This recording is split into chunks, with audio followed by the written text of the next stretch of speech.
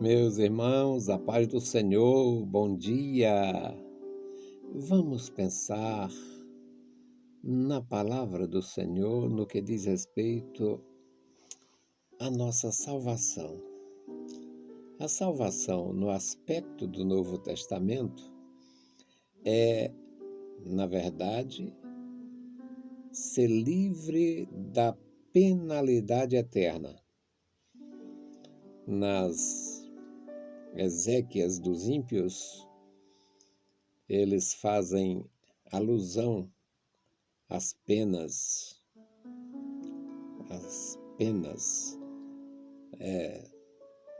o sofrimento dos ímpios. E tem ali até uma espécie de, como dizer, uma espécie de privilégio para alguns, socorrer as almas mais necessitadas e tal. Mas, na verdade, não funciona. A salvação no Novo Testamento é resultado da obra de nosso Senhor Jesus Cristo, que deu a sua vida como Cordeiro de Deus para nos livrar da condenação eterna. E a salvação, no contexto do Antigo Testamento, era, na verdade, livramentos múltiplos. Então, nós vamos fazer uma meditação, vamos meditar aqui em Isaías 12, 2 a 5, pequeno texto, com uma grande lição para nós. Eis que Deus é a minha salvação. Nele confiarei e não temerei, porque o Senhor Deus é a minha força e o meu cântico, e se tornou minha salvação. E vós, com alegria, tirareis águas das fontes da salvação. E direis naquele dia, graças dai ao Senhor. Invocai o seu nome, fazei notório os seus feitos entre os povos, e cantai quão excelso é o seu nome. Cantai ao Senhor, porque fez coisas grandiosas. Saiba-se isto em toda a terra.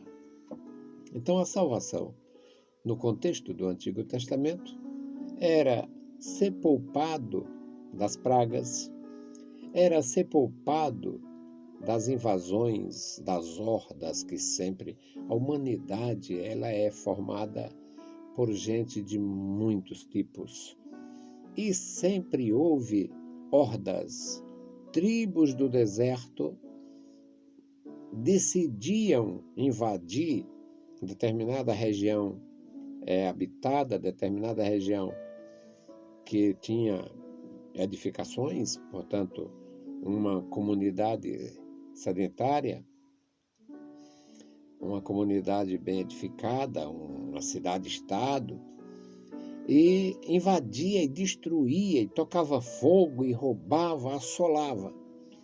Então, a salvação no contexto do Antigo Testamento era não ser atacado por inimigos estranhos, inimigos desconhecidos, era não perder o trabalho da sua lavoura, portanto, não ter a infelicidade de ver uma praga de gafanhoto, uma praga de lagartas, arruinar a sua plantação, era não ter também a infelicidade de ver o seu gado ser maltratado e muito gado morria com a praga que hoje chama a praga da mosca, a mosca do chifre, uma coisa assim.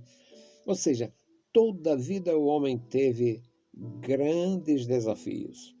Os criadores de animais tinham grandes desafios porque não existia veterinária, não existia vacinas, não existia remédio para os animais. Então, o que o criador dos animais fazia? Criava os seus animais e pensava no sustento desses animais. Eles aprendiam a guardar determinada erva, determinado pasto, e guardava dentro das suas condições para não ver os seus animais morrerem de fome.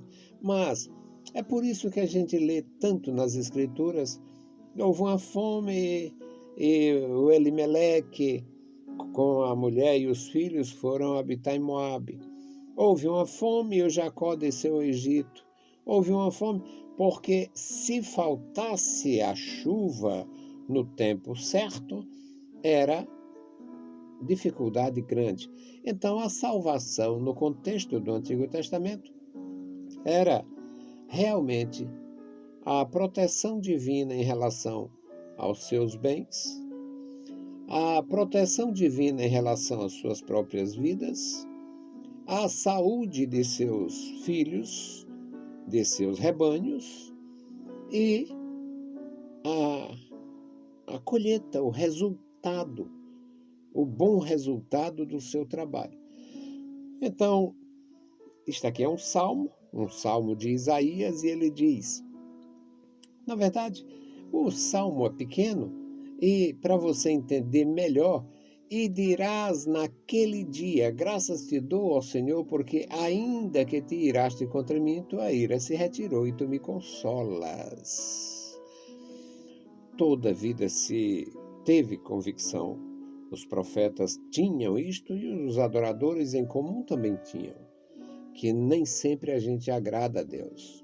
Nem sempre o homem agrada a Deus. E em cada ofensa grave, cada blasfêmia, cada mal dos homens, cada mal praticado contra a imagem de Deus, contra os servos de Deus, Deus se ira. E, portanto, aqui ele fala sobre esta comunhão quebrada e reconhece que Deus é quem pode salvar. Eis que Deus é a minha salvação, nele confiarei e não temerei, porque o Senhor Deus é a minha força, o meu cântico, e se tornou a minha salvação. Ou seja, não tem como escapar se não vier da parte de Deus o escape. Não tem como se salvar se esta salvação não vier do Senhor. Não tem outra forma de... A terra não produz sem o orvalho do céu. Promessa de Deus. O orvalho do céu. A chuva no tempo certo. A chuva temporã e a seródia. São partes da aliança, são princípios da aliança. E o Salmo de Isaías, este é um dos muitos salmos de Isaías, ele fala sobre esta possibilidade da salvação local, a salvação dos resultados. Deus salvou o meu rebanho em relação àquela peste. Deus salvou a minha lavoura na época daquela estiagem. Deus salvou. Deus fez isto. E vós, com alegria, tirareis águas das fontes da salvação. O bem mais precioso, o maior desafio para os orientais naquela região do Oriente Médio, na verdade, era manter água para o tempo não chuvoso. Eles tinham técnicas, faziam cisternas de pedra, cavavam na pedra, tinham o segredo da água. Podíamos dizer isso, o segredo da água. Numa guerra, numa invasão de uma horda do deserto, a água estava coberta, a água estava no subsolo, em grandes cisternas de pedra, em cima. Não tinha como imaginar que ali em cima era realmente uma cobertura de uma cisterna para sustentar uma cidade pequena. Então, com alegria tirareis águas das fontes da salvação. É uma poesia. Mas eles tinham água debaixo dos seus pés, num lugar onde ninguém pensava. A linguagem da Bíblia Sagrada, falando sobre a fonte de Gion, muitos espaços foram criados, cavados. O rei Ezequias canalizou água para a cidade, escondendo as águas num lugar que ninguém imaginava. E aqui isso também vem à tona, isso também é mencionado. E direis naquele dia, graças te dou, graças dai ao Senhor, invocai o seu nome e fazei notório os seus feitos entre os povos. Cantai quão excelso é o seu nome. Cantai ao Senhor, porque fez grandes coisas. O Senhor faz coisas grandiosas. Saiba-se isto em toda a terra. É algo grandioso, é algo maravilhoso. Aí, claro, ele começa com um pedido de desculpa, um pedido de perdão. O Senhor se irou, mas retirou a sua ira e me consolou. E ele conclui este salmo dizendo: exulta e jubila, ó habitante de Sião, porque grande é o Santo de Israel no meio de ti. Portanto, meus amados, os dois contextos da salvação: a salvação eterna na pessoa de Jesus Cristo e a salvação no contexto do Antigo Testamento, a salvação passageira, a salvação existencial, a salvação do povo, a salvação da tribo, a salvação da família, a salvação da lavoura, expressão muito usada ainda hoje. Deus abençoe os meus amados irmãos e vamos continuar. Deus continua sendo esta a esperança. É Ele a salvação da nossa lavoura. Continue lavrando, continue plantando e colhendo na presença do nosso amado Senhor. Bendito Deus. Amado Senhor, nós te louvamos, bendizemos pela tua bondade, pela tua graça, pelo teu amor. Obrigado, meu Senhor, pela tua igreja. Ah, Deus nos dá entendimento, nos dá graça, nos faz, meu Senhor, andar na tua presença, no teu caminho e nos dá graça para receber, Senhor, a palavra da salvação, ter gozo em nosso coração e também expor esta palavra santa. Querido Pai, ouve a nossa oração. Nós oramos a Ti, Pai, em nome de Jesus. Meus amados irmãos, é maravilhoso andar com Deus. Então, mais um dia para andar com Deus.